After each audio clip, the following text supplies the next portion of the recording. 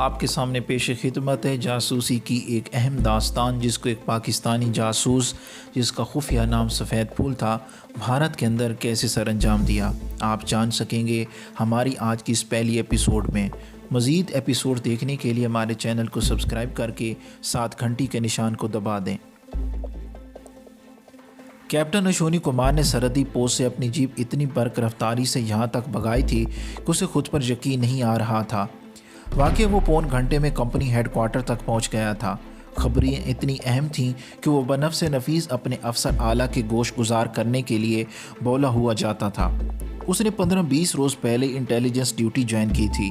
पहले तो उसे खासी बोरियत महसूस होती थी, लेकिन अब वो एडजस्ट कर गया था।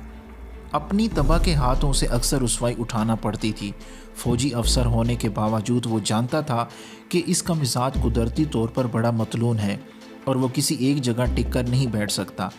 उसने गुज़िश्ता साल ही देहरादून के आर्मी इंटेलिजेंस स्कूल से ये खसूसी कोर्स किया था, जिसके पसे पर्दा उसकी यही मतलून मिजाजी कार फरमा थी। तोप खाने का कैप्टन होने में उसे अब कोई ख़ास मज़ा नहीं आ रहा था।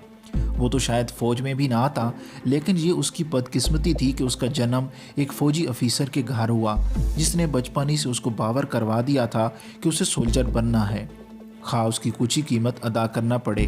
सो वो सोल्जर बन गया। कर्नल बर्श से मुतल्लिक उसने जो कुछ सुना था वो सब गलत साबित हुआ।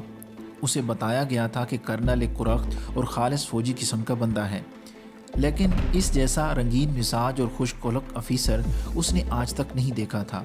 3-4 रोज़ ही में दोनों के दरमियान अफसर मातात से ज़्यादा दोस्ती का रिश्ता कायम हो गया था। इंटेलिजेंस ड्यूटी में अश्विनी कुमार को वाकई मज़ा आने लगा था। वो बचपन ही से एक ज़हीन नौजवान था। ज़िंदगी के अक्सर मैदानों में उसने टॉप किया था। देहरादून के इंटेलिजेंस स्कूल से फारिग होने वाले अपने ग्रुप के अफीसर में भी उसने नुमाया पोजीशन हासिल की थी। यही वजह थी कि उसकी पोस्टिंग इंटेलिजेंस के खसूसी यूनिट OSO में हुई थी, जब भारतीय इंटेलिजेंस एजेंसियां गटियापू जैसी हैसियत हासिल थी। OSO से मुतल्लिका अफीसर से उनके सीनियर्स भी अक्सर खाइफ रहते थे, क्योंकि उन लोगों को खसूसी अहकामात के तहत खसूसी इख्तियारात हासिल थे। वो कि OSO को राही की एक ब्रांच समझा जाता था, लेकिन उसकी अलहदा शनाख्त को किसी मरले पर भी नज़रअंदाज नहीं किया गया था। ये चांद की ढलती रातें थीं।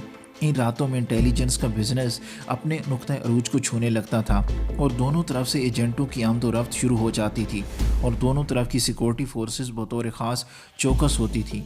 इस वक्त अश्विनी कुमार की सरहदी पोस्ट पर सिविलियन कपड़ों में मौजूदगी का मतलब ये था कि उसने या तो अपने किसी एजेंट को इस लॉन्चिंग पैड से सरहद अबूर करवानी है, या वो दूसरी तरफ से आने वाले किसी एजेंट को वसूल करना है।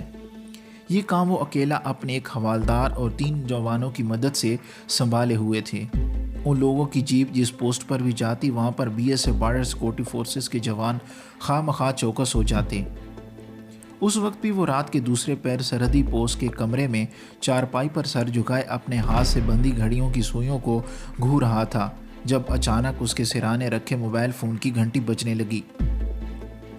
अश्विनी कुमार ने फ़ोन मामूल के मुताबिक ही उठाया था, लेकिन दूसरी तरफ से हेलो के जवाब में उसने जो आवाज़ सुनी, उसके बाद उसके खून की गर्दश अचानक ही बढ़ गई थी। सर, वाइट फ्लावर कल शाम को पोस्ट बड़ा और 15 गज के दरमियान क्रॉस करेगा। इस मुख्तसर से पैगाम के साथ सिलसिला मुनक़ता हो गया।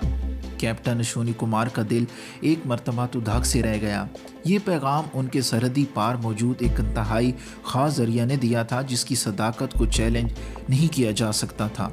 उसे ड्यूटी ज्वाइन किए यूँ तो 15-20 रोज़ ही हुए थे, लेकिन इस दरमियान वाइट फ्लावर से उसका अच्छा खासा तारुफ हो चुका था। वाइट फ्लावर पाकिस्तानी इंटेलिजेंस के एक एजेंट का कोड नाम था, जिसने गुज़िश्ता 1.5-2 साल से भारतीय इंटेलिजेंस को तिगनी का नाच नचा रखा था। इस सफ़ेद फूल को अपने जाल में फांसने और उस तक रसाई हासिल करने के लिए राह ने एड़ी चोटी का जोर लगा दिया था, लेकिन सवाए अंधेरे में टामक टोइयाँ मारने के और कुछ हासिल नहीं हुआ था। अब उन्होंने एक गद्दार के ज़रिए सफ़ेद फूल तक रसाई हासिल की थी और उस रोज़ सफ़ेद फूल के मुंतज़िर थे जब वाइट फ्लावर किसी अगले मिशन के लिए भारत में दाखिल हो और उसे अपने जाल में फांसे। शायद ये सआदत भी उसको मिलनी थी। कैप्टन अश्विनी कुमार ने, जिसके दिल की धड़कन बाकायदा बढ़ने लगी थी, सोचा और एक मुस्कुराहट उसके होंठों पर फैलती चली गई। उसने अपने हवालदार को आइंदा के लिए हिदायत दी और उसे कुछ बताए बगैर जीप लेकर कंपनी हेडक्वार्टर की तरफ चल दिया, जहां कर्नल बख्श ने अपना हेडक्वार्टर कायम कर रखा था। रात अभी एक पैर बाकी थी जब कर्नल बख्श को अपने दरवाजे पर आहट सुनाई दी। ये उसके गनमैन की तरफ से मखसूस आहट थी, जिसका मतलब था कि उसको इंतहाई नागुज़ीर हालात में नींद से बेदार किया जा रहा है। दूसरे ही लम्हे वो अपने कमरे से बाहर था, जहां उसकी नज़र कमरे के सामने जीप का सहारा लिए कैप्टन अश्विनी कुमार पर पड़ी। अश्विनी कुमार गो के सिविलियन लिबास पहने हुए थे, लेकिन उसने अपनी और कर्नल की हैसियत को एक लम्हे के लिए भी नज़रअंदाज नहीं किया था। उसने अपनी दोनों एड़ियां जोड़कर कर्नल को ताज़ीम दी, जिसने सर के इशारे से उसके नमस्कार का जवाब दिया था। मालूम होता है कोई सीरियस मामला आन पड़ा है, कर्नल बख्श ने, जिसकी घनी मूंछों के नीचे उसकी मुस्कुराहट चिपक कर रह गई थी, कहा। यस सर, अश्विनी कुमार ने मुख्तसर से जवाब दिया। Come on boy.